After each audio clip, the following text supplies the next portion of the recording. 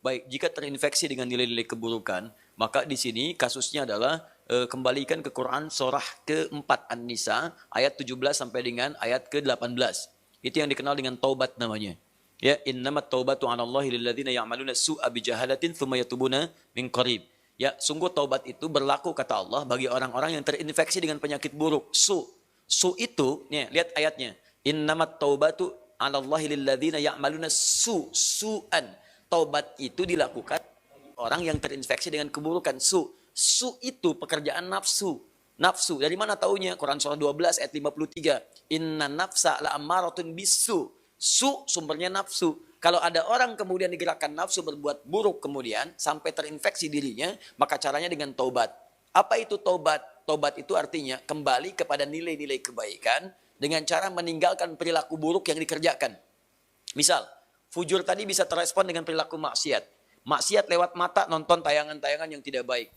Saya punya kawan, dia alumni dari Kanada, di neuroscientific, di jurusan untuk saraf. Ya, itu kita diskusi. Ternyata selain narkoba sekarang ini, yang paling bahaya itu pornografi. Pornografi itu begitu seseorang kemudian menggunakan fungsi pandangannya untuk melihat tayangan seperti itu langsung merusak ke fungsi otaknya. Dia masuk tuh. Menginfeksi, kadang-kadang candunya lebih besar daripada narkoba. Makanya orang kalau nggak pernah lihat, tiba-tiba melihat itu bayangannya tuh lama. Di bagian otaknya tuh. Kadang-kadang penasaran. Padahal udah dipalingkan. Tadi apa sih? Apa benar salah? Gitu kan? Nah itu bisa demikian tuh. Itu yang paling dahsyat. Nah kalau kemudian Anda ingin menghilangkan itu, dan perilakunya diburuk nantinya. Ke pola hidup, ke tubuh, ke macam-macam. Anda paham sendirilah gitu kan.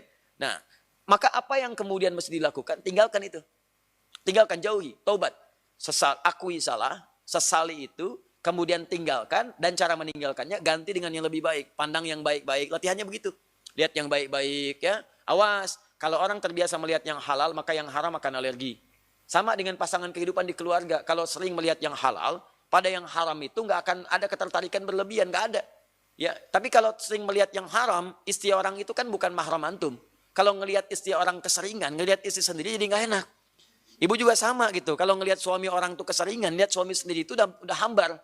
Makanya kalau orang-orang ngelihat yang halal itu yang bagus-bagus, maka yang haram itu akan sulit kita. Sama bicara juga begitu. Kotor kata-kata, tinggalkan yang kotor, balik kepada yang baik. Begitu baik kebiasaan, maka kotor akan dihilangkan.